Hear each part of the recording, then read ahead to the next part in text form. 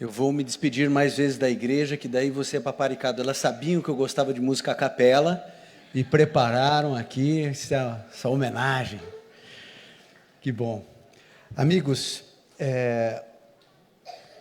a mensagem de hoje é uma mensagem simples, mas que, quando eu a entendi, fez todo sentido para mim.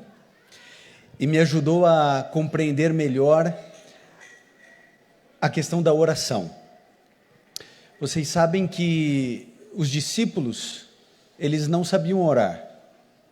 Eles declararam isso, né? Senhor, ensina-nos a orar. Porque eles não sabiam orar. E às vezes a gente corre o risco de achar que a gente sabe orar. Eu não sei se já aconteceu com você de orar e depois da oração não acontecer nada. Já aconteceu isso com você ou só comigo? Você orou e não aconteceu nada. Nada. E parece que a oração não passa do teto, e parece que a oração tanto faz você orar ou não orar. A minha pergunta é, será que a gente sabe orar? Ou não? A gente sabe e nada acontece, ou às vezes acontece. Como que é essa relação? E quando os discípulos falaram, Senhor, ensina-nos a orar, por quê? Porque eles oravam e não acontecia nada, Jesus orava e acontecia tudo. Então eles falaram, o Senhor precisa ensinar a gente a orar, porque a gente deve estar orando errado, porque a gente ora e nada se resolve na vida. E então, eu pensei, eu acho que eu não sei orar. E a resposta de Jesus para a angústia dos discípulos foi a oração do Pai Nosso. E eu gostaria de trazer essa reflexão nessa manhã. Então abra sua Bíblia no livro de Mateus, no capítulo 6, a partir do verso 9. E Jesus nos ensinou a orar. Essa é a oração modelo. Então Jesus disse para a gente orar de uma forma, e a gente acaba orando de outras maneiras.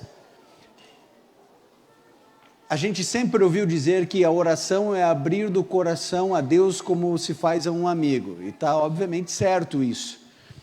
Mas quando Jesus foi interpelado por essa questão, ele disse o seguinte, no verso 9, Mateus 6, a partir do verso 9, ele disse assim, portanto, vocês vão orar assim. Ele está dizendo como é que é para você orar, como eu devo orar. Vocês vão orar assim. E a oração nós conhecemos que diz, Pai nosso que estás nos céus, santificado seja o teu nome, venha o teu reino, seja feita a tua vontade, assim na terra como no céu. O pão nosso de cada dia nos dá hoje, perdoa as nossas dívidas, assim como nós perdoamos aos nossos devedores, e não nos deixes cair em tentação, mas livra-nos do mal, porque teu é o reino, o poder e a glória para sempre. Amém.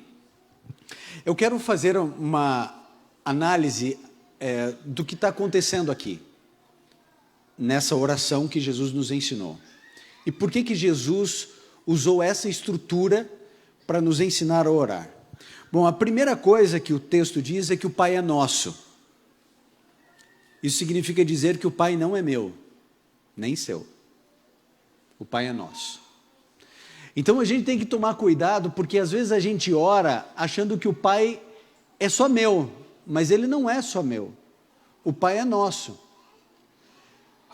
Quem é pai de 2 filhos, sabe que a gente tem que cuidar muito com presente, por exemplo. Porque um vai assim, ele ganhou mais, ganhou menos, vai dividir doce, qualquer coisa, porque você é pai deles e não de um. O Pai é nosso. Então, você já viu mãe orando para a filha passar no vestibular em medicina e universidade pública? Já viu como é que é essa oração? A oração é assim, oração sincera, Mãe orando, intercedendo pela filha. Senhor, tu sabes todas as coisas. Senhor, tu sabes que a minha filha vai do cursinho para a igreja, da igreja para casa, da casa para a igreja, da igreja para o cursinho. Essa menina só faz estudar, Senhor. Eu tenho que tirar ela do quarto para comer, Senhor, de tanto que ela se dedica. Então, Senhor, por favor, faça com que a minha filha lembre de tudo que ela está estudando, dê tranquilidade para ela na prova. O Enem está chegando, que ela não chegue atrasada, que ela esteja bem, que ela esteja alimentada, e que o teu Santo Espírito sopre na mente dela tudo o que ela estudou, e que ela possa passar na universidade pública, porque o Senhor sabe que nós não temos condições de pagar uma faculdade de medicina numa faculdade particular. Então, por favor, faça com que a minha filha passe. Essa é a oração. Em outras palavras, Senhor, são 75 candidatos por vaga. Faça com que a minha filha passe e que outras 74 famílias fiquem sofrendo e paguem mais um ano de cursinho, porque o problema é dele, Senhor. O que importa é minha filha, que é minha filha que tem que passar. Porque a visão é que o Pai é meu. O Pai não é nosso. O Pai é meu. A oração que talvez deveria ser feita era assim: Senhor, minha filha tem se dedicado, minha filha tem estudado, você sabe que é o sonho dela, mas a gente não sabe. Tem muita gente também estudando, se preparando, e a gente quer que ela passe, se for da tua vontade, a gente quer que ela passe no ano que o Senhor achar que é bom, e que ela passe no lugar onde o Senhor determinar, porque o Senhor conhece o fim desde o princípio, e o Senhor sabe quem tem que passar esse ano e quem não deve passar esse ano. Então o Senhor cuida de todas as pessoas que vão prestar o vestibular, para que a tua vontade prevaleça, e que esses que passem, que eles possam se dedicar, se tornar bons médicos, e que possam ser luz e bem, porque o Pai é nosso, o Pai não é meu, o Pai é nosso. As nossas orações, elas muitas vezes focam em nós e nas nossas necessidades. É naquele período que aqui em São Paulo a gente estava passando por uma seca, né, uma estiagem terrível, o Cantareira com menos 70% de capacidade, aquele desespero, e você vai na igreja, o indivíduo dizendo: Senhor, nós vamos ter um piquenique no domingo com os nossos jovens, por favor, Senhor, que não chova, que caia um dilúvio no teu piquenique, né? Mas que chova, que o Pai é nosso, o Pai não é meu. E Jesus já coloca, dando essa perspectiva, Pai nosso.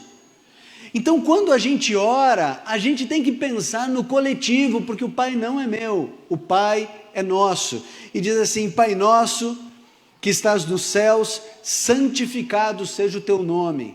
Perceba, aqui você está orando para que a compreensão das pessoas seja que o nome de Deus é sobre todo nome. Um dos mandamentos declara que nós não devemos tomar o nome de Deus em vão.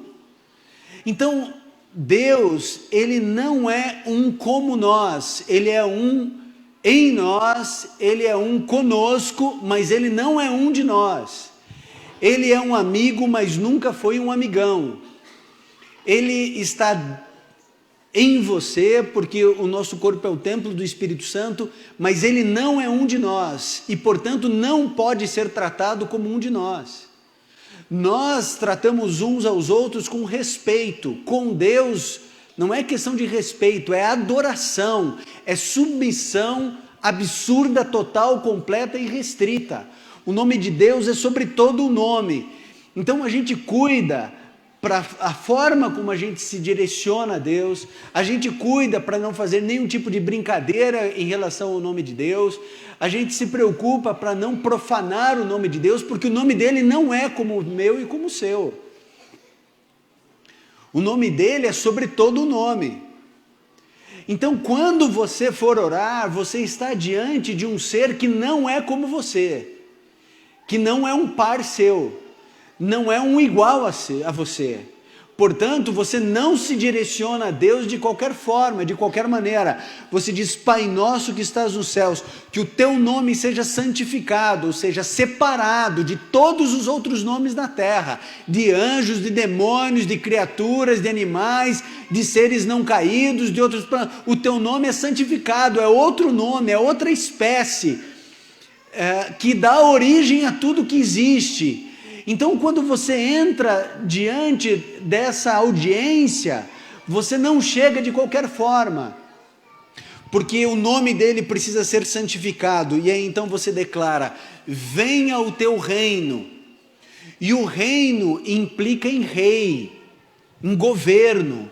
Quando você declara venha o teu reino, você está dizendo que você quer que a forma e a estrutura do governo de Deus, do reino dele, se estabeleça na terra e se estabeleça no seu coração e no meu coração. E a lógica desse reino não tem nada a ver com a lógica do reino que eu e você vivemos aqui.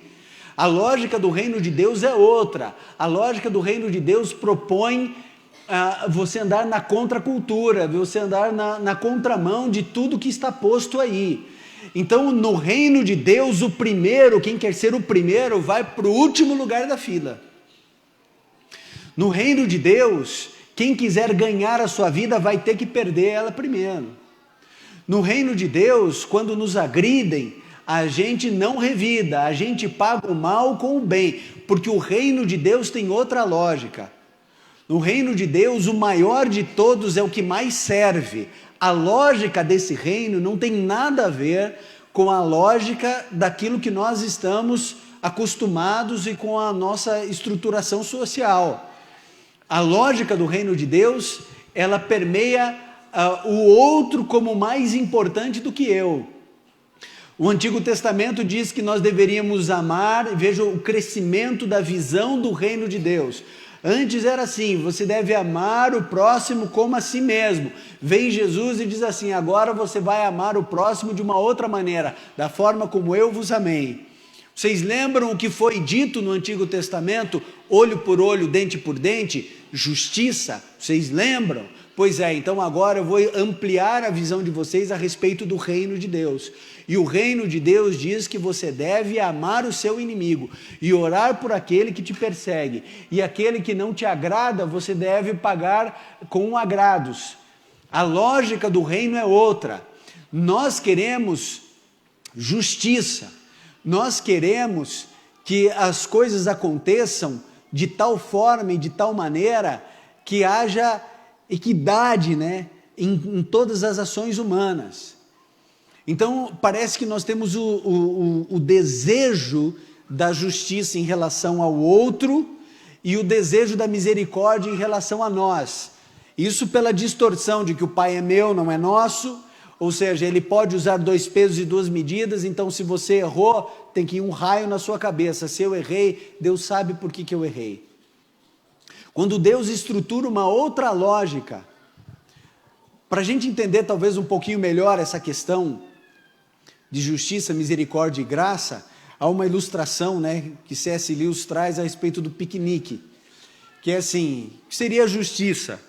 Justiça é você planejar um piquenique e você orar pedindo um dia de sol e Deus mandar uma chuva tremenda, porque você não merece um dia de sol. Porque você é pecador, porque você é sujo, porque você é falso, e aí Deus diz assim: eu tenho que mandar uma chuva para ser justo, e vai ser chuva de canivete, e vai ser de canivete suíço e aberto, ainda em cima de você nesse piquenique, porque é justo isso, porque você é pecador e você merece morrer. Isso é justiça.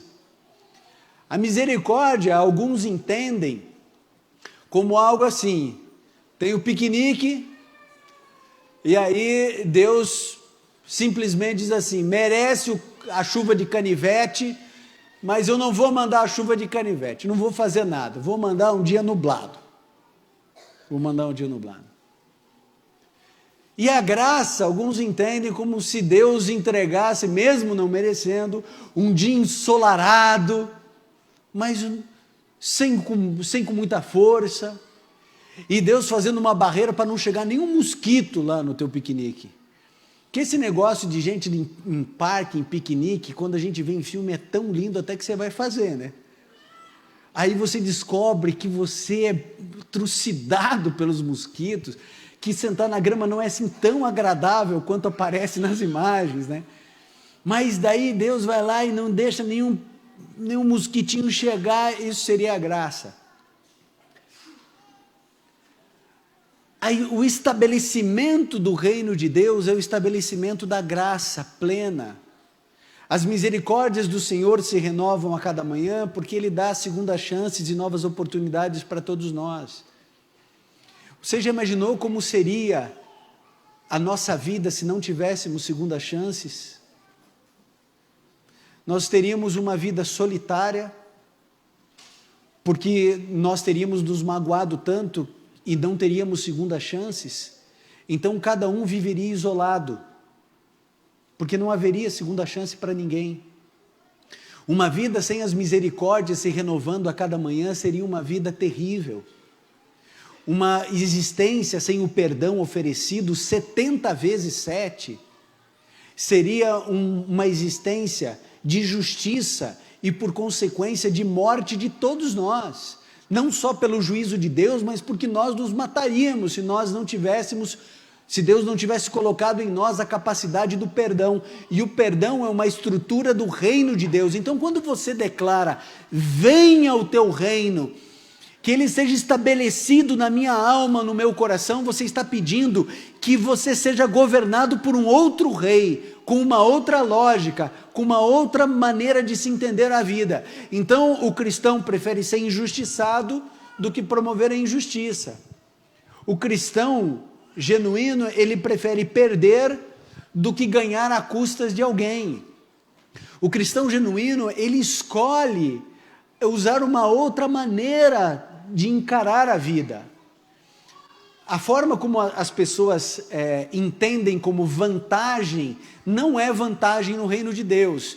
É um indivíduo que tem um carro para vender, e ele está desesperado porque ele precisa vender rápido, e o carro vale, sei lá, 20 mil reais, e aí o outro descobre que o rapaz está desesperado, e vale 20, chega lá e oferece 15.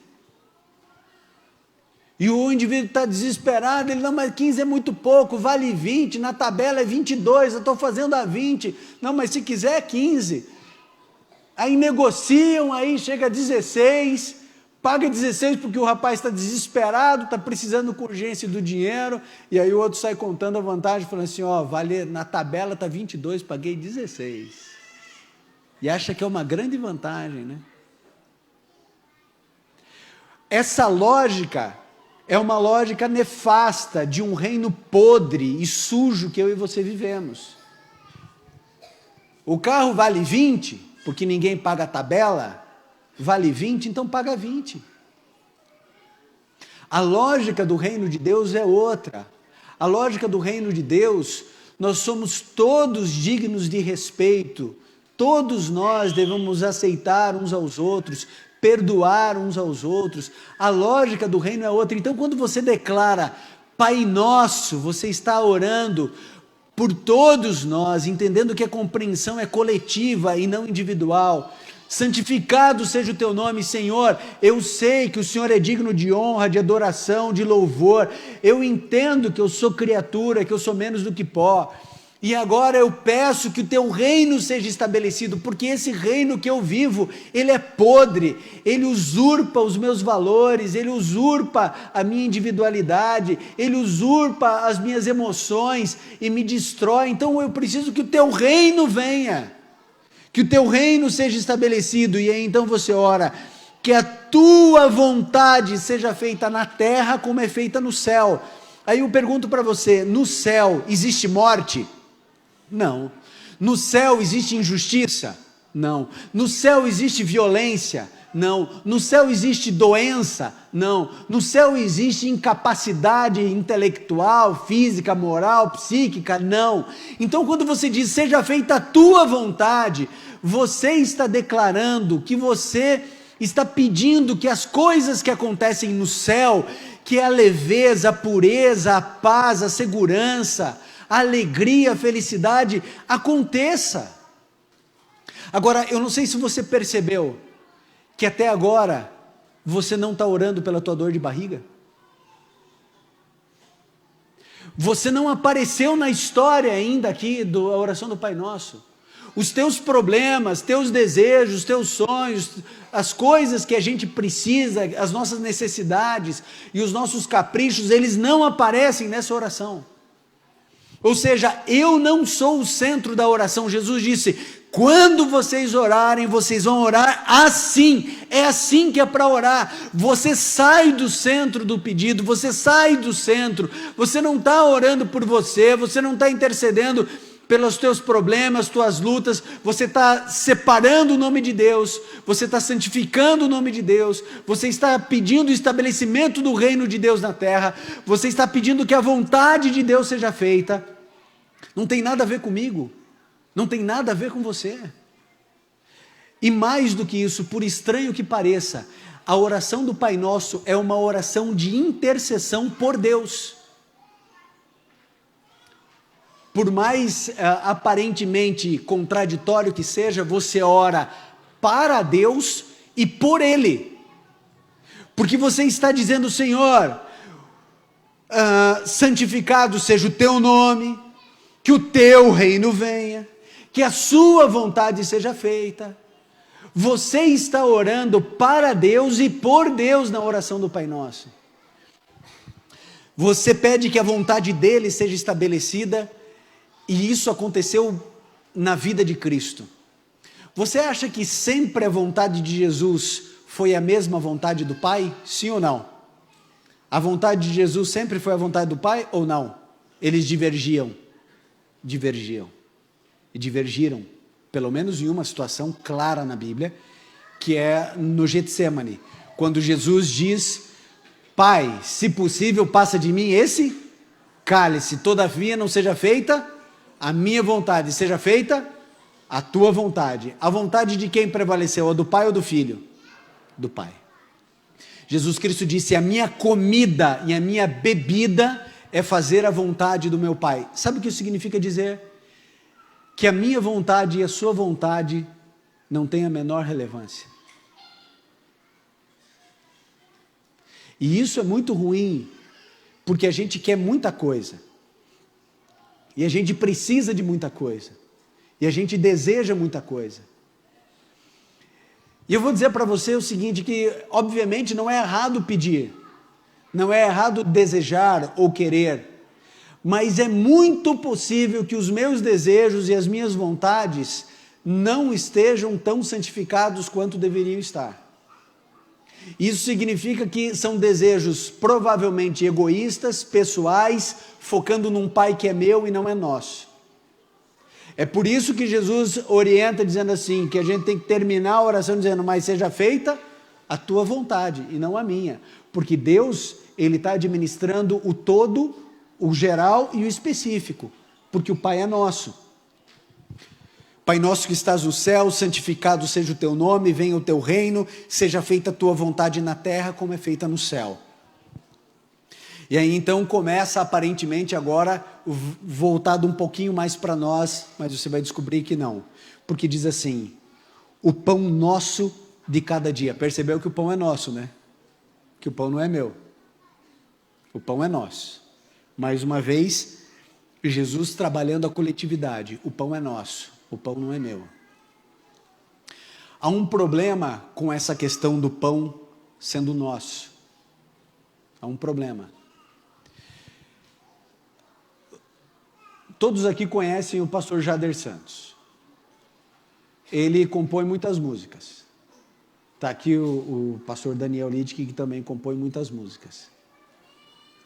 Eu nunca compus nada, mas eles receberam de Deus um dom para compor. E aí, esses dias eu dei a mensagem e o pastor Daniel cantou a música Tudo, Jesus, né, Tudo. E Deus deu para ele a música, como dá outras tantas músicas para o pastor Jader. E a gente canta as músicas deles. Vocês já imaginaram se eles compusessem essas músicas e falassem assim: não, Deus deu para mim, por que eu vou ficar distribuindo e fazendo os outros ouvirem? Não, para mim é meu, o dom é meu. O dom é meu, Deus deu para mim, então eu vou usar para mim, eu vou compor aqui e eu vou cantar para mim mesmo. E acabou. Não faz sentido isso, né? Deus dá um dom para a pessoa e ela pegar aquele dom para ela. Não faz sentido. Agora, se com dons, por exemplo, como da composição, não faz sentido a pessoa usar aquele dom unicamente para ela, por que faz sentido nós usarmos nosso dinheiro e nossos recursos apenas para nós? Se o pão é nosso. Porque daí quando vem o nosso salário, ou os nossos lucros, para quem é empresário, etc., na hora de dividir, fala assim, não, Deus deu para mim, o dinheiro é meu, foi Deus quem me deu, então se Deus quiser, é aquele que dê para você, Ele deu para mim. E a nossa lógica na hora de distribuir o recurso que é um talento, que é um dom de Deus, a gente usa uma lógica invertida. Aí para nós parece que faz todo sentido, o teu dinheiro é teu, o meu dinheiro é meu e cada um se vira. Mas não era essa a lógica da igreja cristã primitiva, quando as pessoas vendiam suas propriedades e distribuíam de maneira que ninguém tinha falta de nada. Por que que eles estabeleceram isso? Porque eles queriam que o reino de Deus se estabelecesse. Quando o dinheiro é nosso, o nome de Deus é santificado, a vontade dele é feita e o reino acontece. Eu me lembro de uma vez ter almoçado com um empresário em um canto aí do Brasil, e ele me deu o depoimento dele, o testemunho dele. Um homem com muito dinheiro. E ele ganhava muito dinheiro, um empresário de sucesso, em vários ramos, ganhava muito dinheiro, mas isso o incomodava muito. Porque ele ficava pensando, e se Jesus voltar, e eu estou com esse mundo de patrimônio, esse mundo de coisas, eu não apreciei a volta de Jesus, não preguei o evangelho, aquilo incomodava ele não sabia exatamente o que fazer. Ele passou muito tempo orando sobre isso, até que ele deu um start na cabeça dele. E ele estabeleceu com Deus o seguinte, ele estabeleceu um padrão de vida, e um padrão de vida alto. Padrão de vida top, certo? Ele estabeleceu um padrão com Deus, e ele disse, Senhor, esse é o padrão que eu quero fazer o acordo com o Senhor. Tudo, 100% do que passar disso é teu. Tudo. Ele olhou para mim e falou assim, pastor, eu não paro de ganhar dinheiro. Qualquer coisa que eu faça, dá dinheiro e não é pouco. E aí ele começou a falar de todas as obras sociais que ele estava apoiando, etc., gente que estava estudando. Ele entendeu que o pão é nosso, que o pão não era dele. Pensa em um indivíduo muito rico, assim, sei lá, pensa em um indivíduo muito rico. Aí ele começa a prosperar nas empresas dele. O que você acha que, quando Deus está entregando essa prosperidade, o que você acha que está passando na mente de Deus? Assim, ó, realmente, você já tem 7 carros, compre mais 2. Você acha que é isso que Deus está pensando? Ó, você já tem casa na praia, você já tem casa em Campos do Jordão, você já tem mansão aqui, mansão ali, mas estou pensando, você devia comprar mais umas 2 casas em Miami. Para que uma só? Vai em 2, aí você vai numa, depois você vai em outra, e você acha que é isso que Deus está pensando? Quando Deus nos dá qualquer talento, Ele está pensando no bem-estar do próximo, é o princípio da eleição na Bíblia. Deus elege alguns para determinadas coisas, para que essa pessoa seja luz e seja bênção na vida dos outros. E cada um de nós tem talentos e tem dons. E esses talentos e dons são nossos.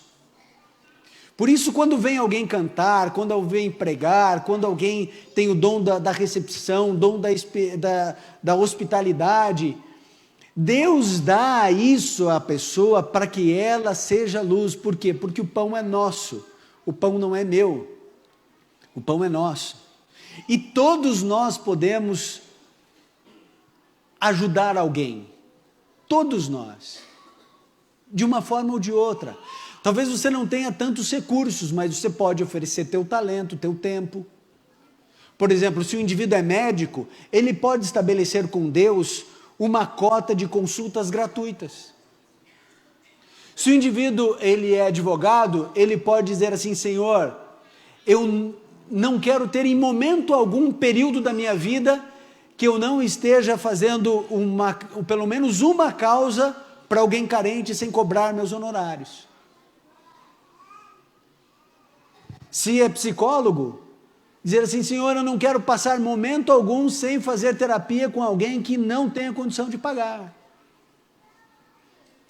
Então, a gente pode usar os nossos talentos, além do nosso sustento, dos nossos benefícios, a gente pode usar para pegar e falar assim: olha, eu sou professor, então é o seguinte, eu vou separar um tempinho para dar aula particular para alguém carente que não tem condições, que tem dificuldade no aprendizado.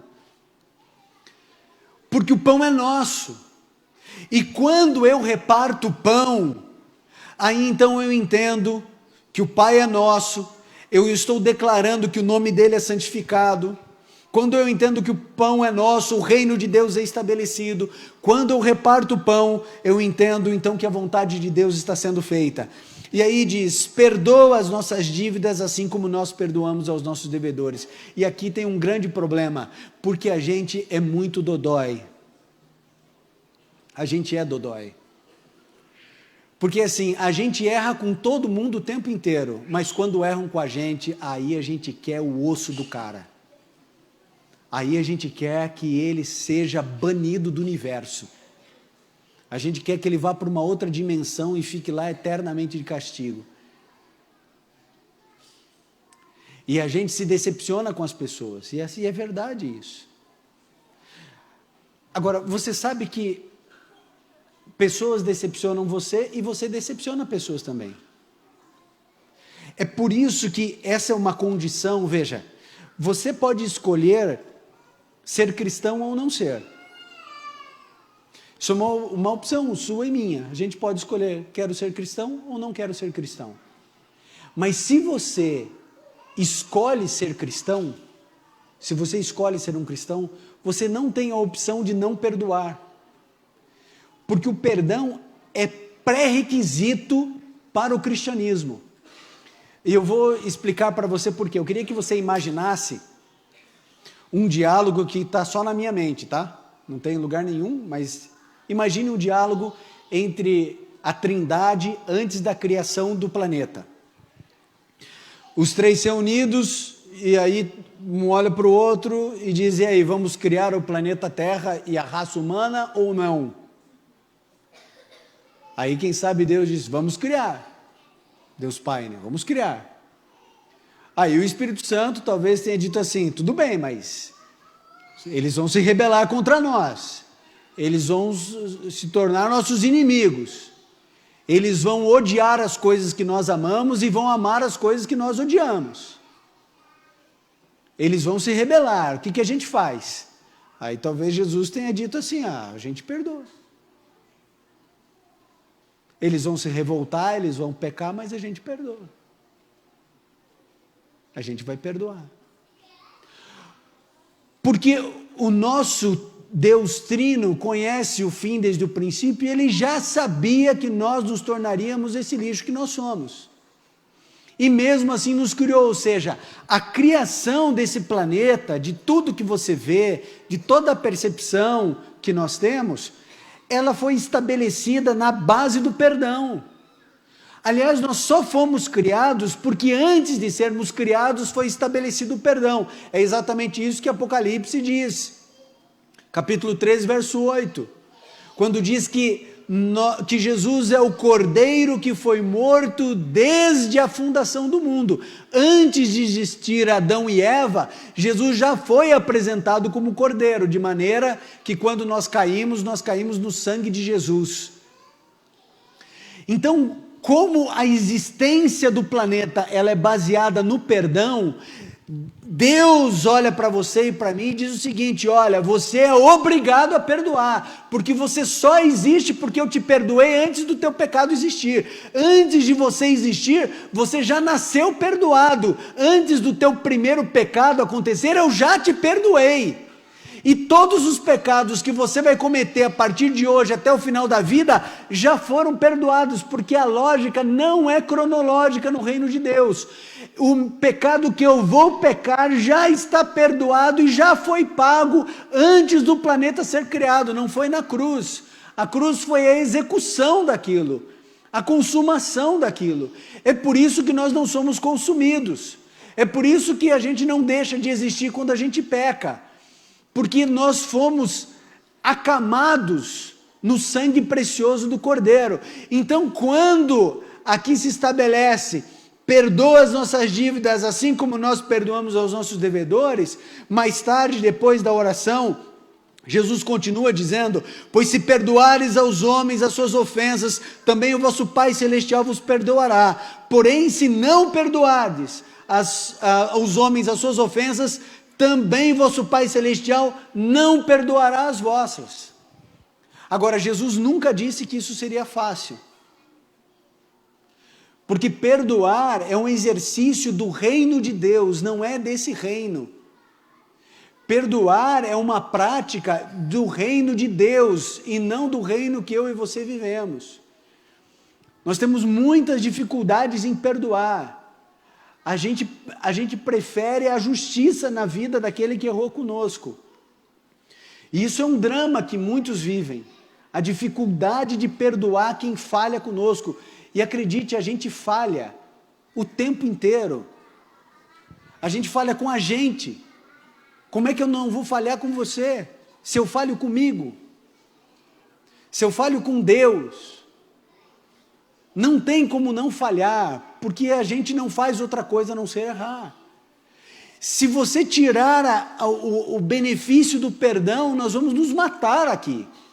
Não vai sair um vivo aqui, e o último que sobreviver dentro dessa igreja dá um tiro na cabeça. Sem perdão, o resultado é esse, a gente precisa se perdoar. E a gente erra por muitos motivos. Ou porque a gente não tem todas as informações, ou porque a gente tentou acertar e errou, ou porque a gente errou porque a gente queria errar. Mas Jesus, quando Ele nos ensinou a orar, Ele nos ordena a perdoarmos uns aos outros. E a oração diz que nós devemos orar também assim: não nos deixes cair em tentação. E aqui tem uma grande estrutura prática que Jesus apresenta. Não nos deixe cair em tentação, porque se Jesus deixar, a gente já caiu. Quem tem que lutar e vencer por nós é Cristo. Não nos deixes cair em tentação. É como se você tivesse pendurado no abismo, Jesus segurando a tua mão, e você diz: Senhor, não me deixa cair, porque se o Senhor largar a minha mão, eu caio. Não tem como você não cair sem Cristo. Então não nos deixes cair em tentação. É aquilo que eu falo e ninguém acredita em mim, mas a gente não vence um pudim e vai vencer o pecado? Não vai vencer. Né? O pessoal acha que vai vir, não vou pecar, não vou pecar, não vou pecar. Só desse desejo, achando que eu não vou pecar, já pecou, né? Achando que é você que vai resolver o problema. Então não me deixa cair em tentação, porque se o Senhor me largar, eu já caí. É que nem um carro desalinhado. Lembra daquelas Kombis que tinha uma folga? Que você dava 3 voltas assim, ela dava meia. Né? Que você tem que dirigir com o volante assim para ela ir reto. É a gente. Se Jesus não alinha a gente só vai para cá assim, ó. Senhor, me arruma. Se Jesus não conduzir, a gente é torto. Se a gente é torto, como é que a gente quer fazer uma linha reta? Não vai fazer. É torto, é torto. Torto é torto. Então, quando diz, Senhor, não nos deixes cair em tentação, é porque a gente cai mesmo, se Ele deixar, ou se a gente largar a mão. E o problema é que assim, Jesus está segurando a gente no abismo, e a gente está tentando que Jesus solte a nossa mão, né? E aí a gente cai. E esse é o problema de todos nós. Não é problema de um, de outro. Problema de todos nós. E aí então diz: livra-nos do mal. E se Jesus não livrar a gente desse mundo mal, que será de nós, né? Foi ontem, eu acho, ou antes de ontem, não sei quantos leram, no hospital lá no Rio Grande do Sul. O indivíduo sofreu um acidente, quebrou as 2 pernas, 2 fêmures. Aí entraram os bandidos lá para matar um bandido, deram 19 tiros no menino que não tinha nada a ver com a história.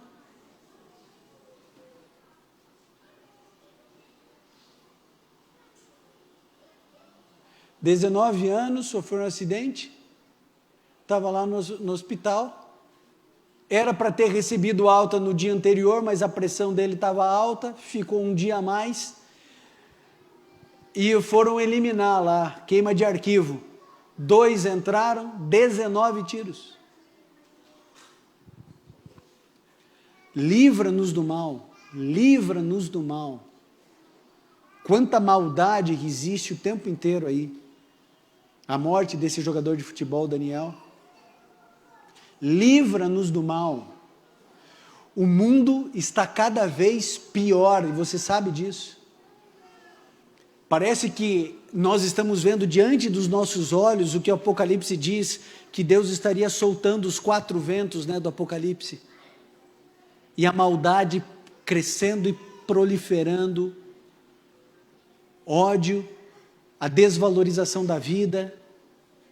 Livra-nos do mal. Então perceba, quando o pão é nosso, o nome do Pai é santificado, o reino dele é estabelecido, a vontade dele é feita.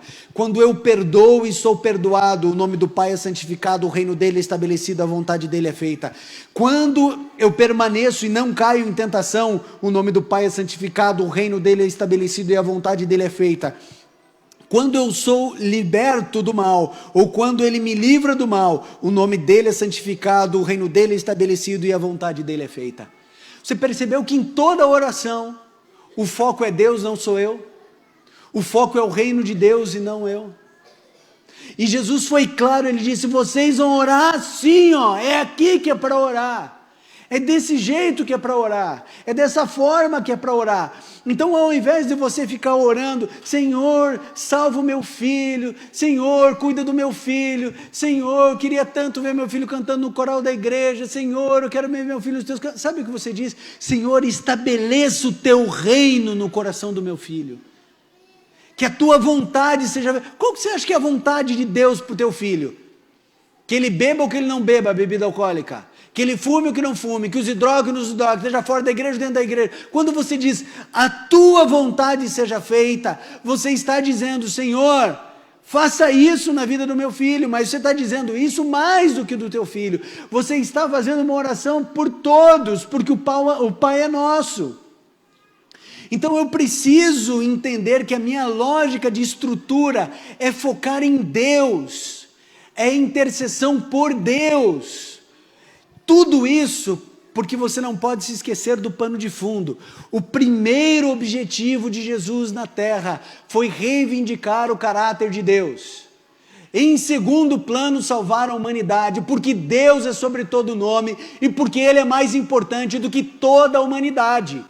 Então o objetivo primário do Filho de Deus era provar o caráter de Deus. Então quando você ora, você está se unindo a Cristo, dizendo o seguinte, eu estou usando as minhas faculdades mentais, físicas, psíquicas, eu estou usando a minha liberdade para dizer que o reino é de Deus, não é do diabo, que a vontade é a vontade de Deus e não do diabo, que nós queremos que a vontade de Deus aconteça e não a vontade do diabo. Você está se posicionando nessa oração no conflito entre o bem e o mal, e você está querendo abandonar os pecados e as tentações, e você quer que Deus livre você do mal, porque a guerra é grande, a guerra é intensa e é constante. E aí então termina a oração, Jesus declarando, por que tudo isso? E Jesus responde, porque teu é o reino, o poder e a glória para sempre. Amém. Essa é a oração que Jesus nos ensinou. O foco é Deus e não eu. E quando a gente muda o foco da oração e a gente estabelece o reino de Deus e somente Ele, a gente descobre que o estabelecimento do reino de Deus no coração humano é uma luta contra o egoísmo. Contra o egoísmo. Eu termino essa mensagem contando para vocês de uma peça teatral que eu vi há muito tempo em um programa de jovens. Faz tempo que eu vi essa peça. Mas eu acho que ela consegue sintetizar os princípios que aqui eu expus. Pensem que nessa peça tem um jovem, tem aqui um sofá que está de costas para você, o sofá, e aqui tem uma televisão grande, ele está com uma mesinha de centro, com uma pizza, está com um refrigerante de cor preta, eu nunca me lembro o nome, mas ele está ali com um refrigerante desses, ok? E ele está todo animado porque é sábado à noite, e ele vai assistir um super filmaço, daqueles assim, né? E o menino está todo animado, que vai assistir o filme, comer pizza, e aí todo animado, e ele está lá todo empolgado, e tem uma sala então montada aqui, né? Tem uma geladeira aqui, tem um negócio, é um ambiente, né? Ele está todo empolgado, né? Por causa do filme, e ele está falando sozinho ali, né? Esse é o filme aí, eu estou esperando para assistir, melhor pizza do mundo, agora aqui, né? Felizão, assim, todo animado. E aqui tem uma porta, e você consegue ver o que está do outro lado. E ele está com um pedaço de pizza na mão, já sentado de costas para você, para dar play no negócio, e blim blom, toca a campainha. Aí o cara levanta e fala: 10 da noite? Quem que é um inconveniente numa coisa, né? Quem é que tá? Não é possível. Aí ele fala assim, ele já fica, vai chegando ali naquele olho mágico, né, para ver. Aí ele olha, meu Deus, é Jesus. Quem foi que chamou esse homem aqui? Falei assim, isso é hora de vir na casa dos outros? Eu falei assim, eu vou fingir que não tem ninguém em casa. Daí ele falou assim, mas ele é Jesus, ele sabe, né? Então acho que é melhor eu atender, ele disse. E é um monólogo, né? E ele pega, está indignado, abre a porta, e ele fala, Jesus, que alegria, Jesus, vem pra cá. Que a gente é campeão nisso, né? A gente é campeão, a gente sabe fazer. Vem, Jesus, vem pra cá, Jesus. É, Jesus, que coisa boa, Jesus, aqui, quanta honra. Uma alegria ter o Senhor aqui em casa, nem estava preparado aqui, senta aqui, Jesus. Qual seria, assim, o motivo dessa visita aqui num horário desse? São 10 da noite, né? Um sábado à noite. E Jesus fica quietinho. Aí ele fala assim, bom, eu estava indo comer, o senhor quer um pedaço dele? Acho que desse sabor o senhor não come, né? Acho que esse aqui o senhor não come, não. Fala assim, esse aqui, aí ele já pega, né, o refrigerante e fala assim, esse aqui eu nem vou falar nada. Esse aqui eu vou deixar aqui de lado. Eu estava pensando aqui, eu estava indo assistir um filme, o senhor quer assistir esse filme? Acho que o senhor não vai querer, não. Tem muito sangue, né, Jesus? Muito tiro, muita morte. Acho que é melhor, acho que não. O que a gente faz? Assim, o senhor quer ler? Vamos ler aqui alguma coisa, talvez essa revista não, essa aqui também não, aliás, o senhor acho que nem, vamos conversar então, Jesus, o senhor veio aqui, acho que, né, vamos conversar, o que o senhor quer conversar, Jesus? E aí, muito trabalho, universo aí, o senhor viajando, imagino, bastante, como é que está o céu, está tudo bem lá, e o Éden, e Jesus quieto, né? Aí ele chega uma hora que ele não sabe mais o que fazer, aí ele fala assim, Jesus, aí ele pega o refrigerante, coloca ali, falar a verdade para você, não te convidei para vir aqui, não queria que o senhor estivesse aqui, não sei porque o senhor veio, mas é assim, a gente não tem nada em comum, o senhor não come o que eu como, não bebe o que eu bebo, não assiste o que eu assisto, as tuas conversas não têm nada a ver com a minha, faz favor para mim. Aí ele abre a porta e diz assim, vai embora,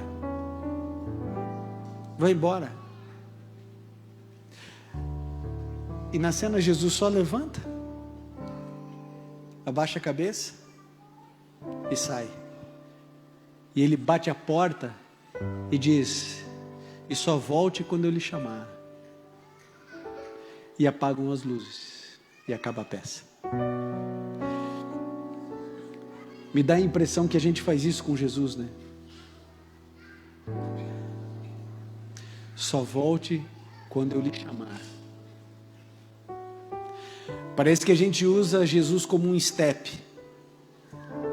A gente só usa numa emergência.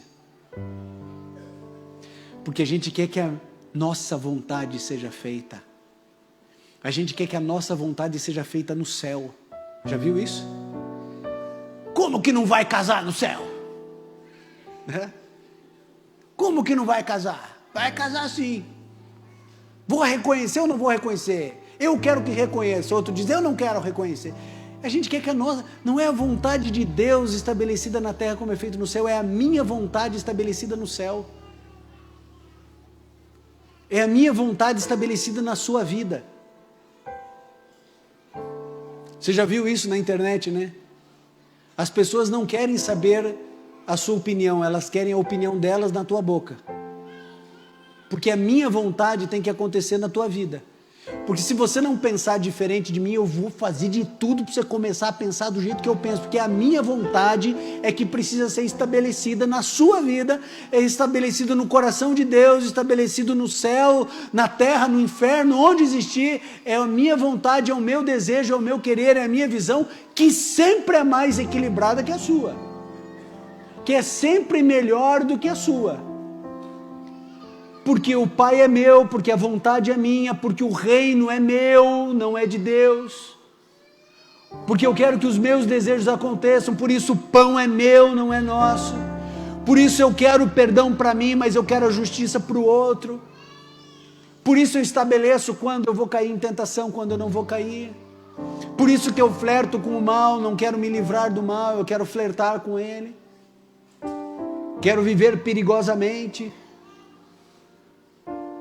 Eu quero que Jesus me livre do mal, mas eu vou fazer mochilão sozinho pelo mundo. Tem problema. Mas eu quero que Deus me livre do mal. Eu quero que Deus me livre do mal, mas eu vou ando a pé às 2 da manhã na rua e Deus me livre do mal. O problema é dele.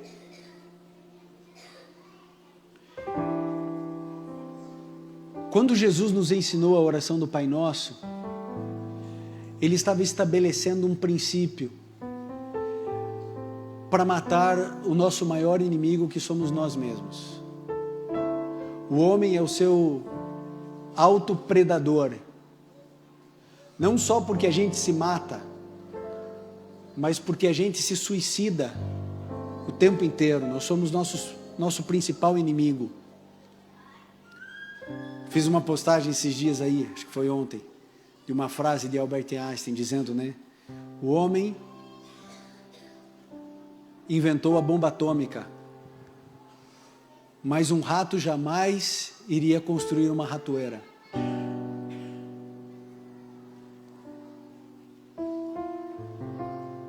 Nós somos assim autodestrutivos. A autofagia espiritual, psíquica, moral, ela é a constância da nossa vida. A gente se consome e se destrói.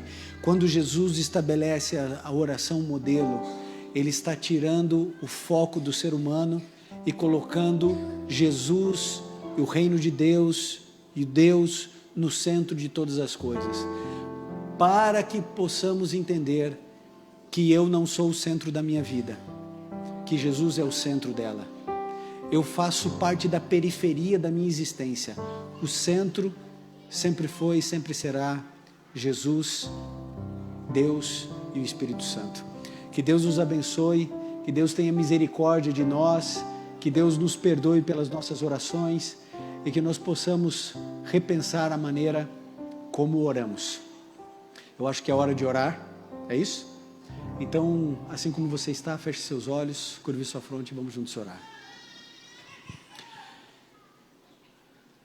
Bondoso Pai, Como é difícil orarmos não estando no centro da oração.